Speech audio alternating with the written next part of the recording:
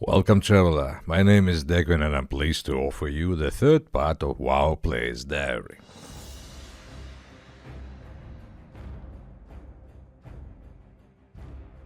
When people complain these days that there are few players in open world locations, I always feel like saying that it wasn't much different back then. In the Coldridge Valley and even in Dunmarroch itself, I only encountered a couple of other players. It was only around and within Ironforge that I saw any crowds. Only in Ironforge I finally experienced what social life in WoW was like. A couple of dozen players were fooling around in Ironforge Central Square, many of them mounted, among which the Elven Knight Sabers particularly stood out. The chat window came alive, filled with cryptic phrases like LF tank for Kara, last spot, and discussions completely unrelated to the game. Advertisements from gold sellers also flashed by. Back then, 1,000 gold cost around 10 to 12 euros. While my English was good, sometimes I could not understand that gibberish. As I mentioned in previous video, Moonglade was a role-playing server, and if we were to draw parallels with real life, it was like a provincial town populated by good-natured Europeans. The atmosphere on server was generally reminiscent of EverQuest's Barren Skies server. For the first few months I didn't encounter any of silly things like the anal talks in general chat, aggressive behavior, or similar nonsense that I will often face more on heavily populated servers. This was partly due to the fact that I didn't start group play until the summer, and before that I was mostly busy with solo questing. And even then I didn't start doing dungeons, unsuccessful pulls or wipes on trash didn't result in responses like "crap, did you buy an account?" The server's population consisted primarily of British and Scandinavian players, though there were also plenty of Russian-speaking guys from their post-USSR countries. There was even a WoW guild made up of these compatriots. I met some of these guys through the chats, but I wasn't in a hurry to join the guild, and to be honest, I didn't really want to go to my own. And it wasn't that I felt any hostility, it was just more, I was just more interested in meeting players from other countries. As for role-playing, things were quite active, with several guilds on the server taking it very seriously. Although not everyone actually played their roles, as I realized, and to my "Hail to you, Drene," someone replied something like, "Okay, it's not a big deal, I'm just leveling up here." The first place I explored in Ironforge was an auction house. After poking around the unfamiliar interface for a bit, I managed to list some items for sale, and then I set off in search of skill trainer. Back in those days, abilities had ranks, and every time you leveled up, you had to track to a trainer to purchase the new ones. Here too, WoW triumphed over EverQuest 2 in its approach. In EverQuest 2, ability levels were increased using books, which were quite expensive. But in Netherrealm, learning was much more affordable. Selling ore and skins was enough for me to always stay ahead of the curve. Simply put, life was definitely improving. Ironforge wasn't the only Alliance city I visited back then, of course. I also made a tour to Stormwind, but compared to the two, I much preferred the Dwarven capital. Stormwind just felt like a pretty standard medieval city. Besides, Stormwind was much smaller those days. The harbor didn't appear until patch 3.0.2, the Wrath of the Lich King pre-patch, and it accounts for about a third part of the city. Ironforge, a city carved directly out of the rock, was far more majestic, reminiscent of Moria, and most importantly, it had incredible music. After questing through the snowy landscapes of Dunmarroch, I decided to venture to other places. However, I had no idea where to go. The battle chest included helpful guides, included location maps, but strangely, there were no general maps of Azeroth. I only learned about the existence of Totbot and Wowhat in May. Well, in short, I had to rely on Google and scour their forums for guidance. As I mentioned before, the leveling process in WoW was at times tedious unless it involved in captivating quest chains. This later became the reason why I didn't engage in alt level until mid-Wrath of the Lich King, and even then my first alt was the Draenei Death Knight, who started at level 58. Levels just came slowly. Having started with Dequan in March 23rd, I only reached level 10 by beginning of April, and by the end of the April I had barely reached level 22. Roughly speaking, it took 2 or 3 evenings of playing to gain a single level.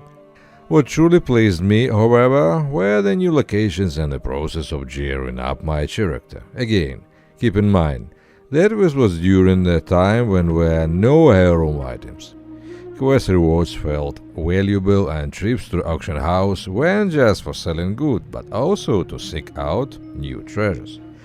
I still remember my first blue Gutbuster gun, bought for over 20 gold, which was considerable sum for me. And you know what? I used that gun all the way until about level 30. My next stops were Cosmodan and Red Ridge Mountains, but I didn't hang around there for long. I'd been drawn to Night Elves ever since Warcraft 3, and I decided to continue my adventures in Kalimdor. From the maps I'd managed to dig up online, it became clear that journey across the ocean began in Menethil Harbor in the wetlands. Instead of using the tunnels that led from the lake into wetlands, I jumped straight down from Cosmodan Dam. Naturally, that ended with a run from Graveyard, though thankfully already within the wetlands.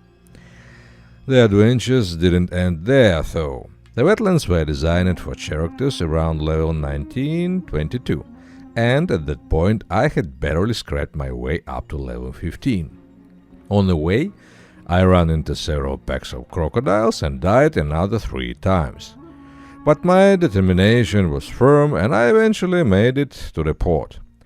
Menethil Harbor, like Aberdeen and Darkshore, was quite battered by cataclysm. While the harbor itself, though half-flooded, was still functional, Aberdeen had been utterly destroyed. The pier that we used to get from the ship to Elven settlement had been burned and ruined by Deathwing. Many of quests in Darkshore started right there. From the first moments, the location itself was enchanting. Gloomy forests hugged the shoreline, where it felt like dawn never broke.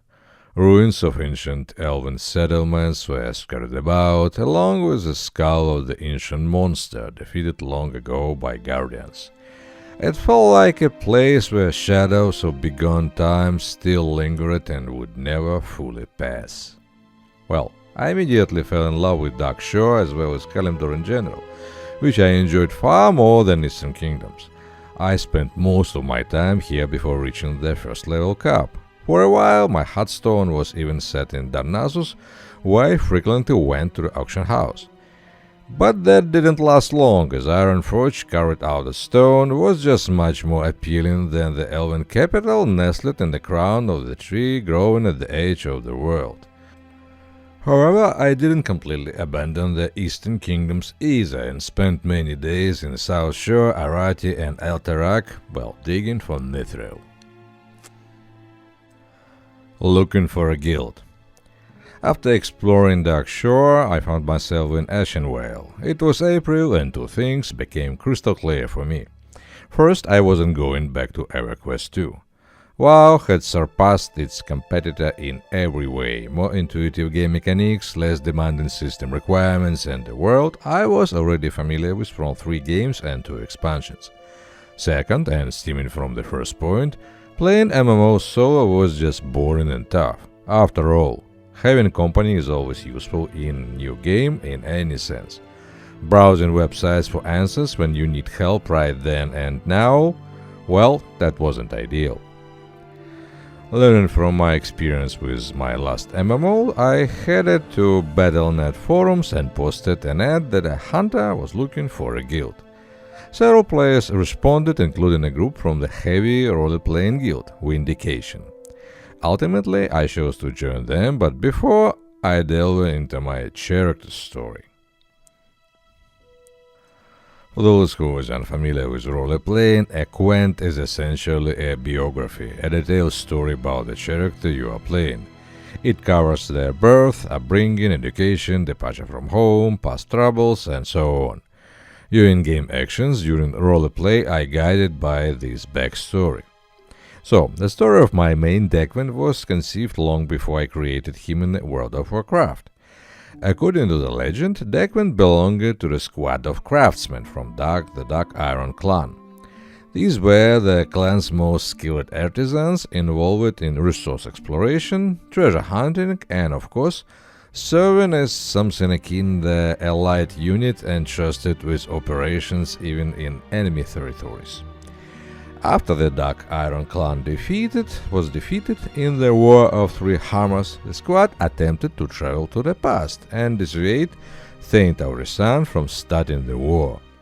They were thwarted by a dragon from the Bronze Dragon flight, and Declan found himself catapulted into the future, well, the present time of the world of Warcraft.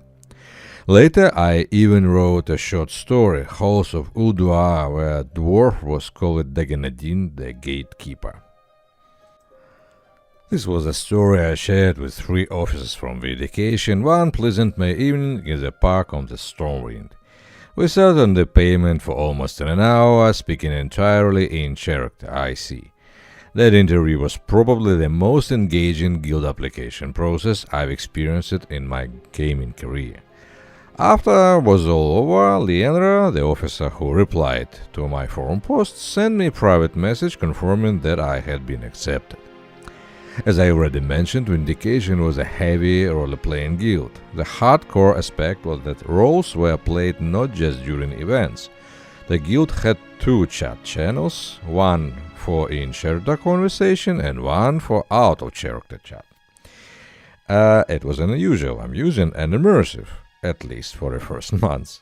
After that, I double chat created some dissonance and occasionally became a strain, especially when it was necessary to contribute to conversation in both channels. In general, Vindicators were a fascinating bunch, mostly from Scandinavia and Great Britain. Behind the Night Elf mask of Leandra, there was a mechanic from England. Our guildmaster, known as Odielvani, was a Swedish documentary filmmaker. Ojeltra, one of the most hardcore members of the guild, who was always pushing for runs for old vanilla raids like Naxxramas and Anki Rush, lived in London and was attending university. The guild regularly organized role-playing events like gathering in Thousand Needles and Nagrand, initiations into the next rank in a cave near Uldaman, and of course attempted to raid. It was during these raiding attempts that a major conflict arose in the fall, but more on that later.